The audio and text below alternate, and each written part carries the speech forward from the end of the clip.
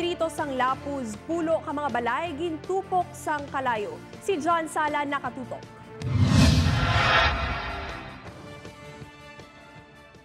Nagkaran-karan ang mga pumuluyo sang Zone 4 Barangay Punong Lapuz, Siyudad sang Iloilo sa nagluntad nga sunog pasado alas 2 Sabado sang kagahon.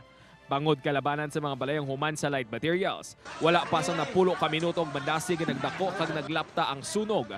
We received alarm at around 2:30 in the morning, and we declared under control at around 2:54, mostly made of light materials.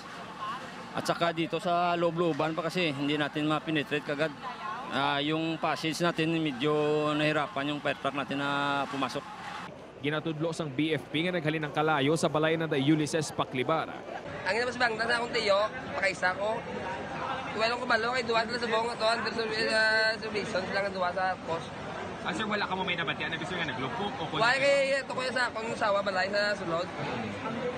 Wala mo may naglupok. Electric ka lang guro kung dubok-dabok sa Sunod naman sa pakaisa sini nga si Melvin Paclibar, wala inisang kahilaptanan sa nagluntad nga sunog kag ginpahayag pa nga nagguwa lang ini para magbakal sa Tiangge. Mabakal ko si Rilio sa guwa diyo, sa Tiangge.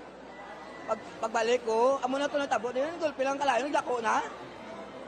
Iwan mo kabalo ko anong nalinanda sa sunog kay pagabot ko, muna dako na lang kalayo sa balayo.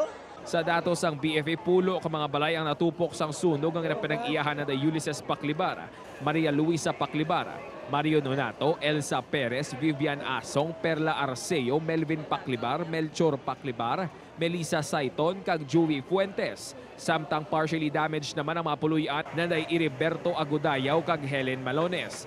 Naglabot sa 300,000 pesos ang balor sang halit nga ginbilin sang sunog. Temporaryo nga nagatinir sa barangay hall sang barangay Punong Lapuz ang mga nasunugan. Padayon pa ang investigasyon sang BFP sa ginhalinan sang sunog. Upod kay Cirilo Rinduque, John Sala, 1 Western Visayas.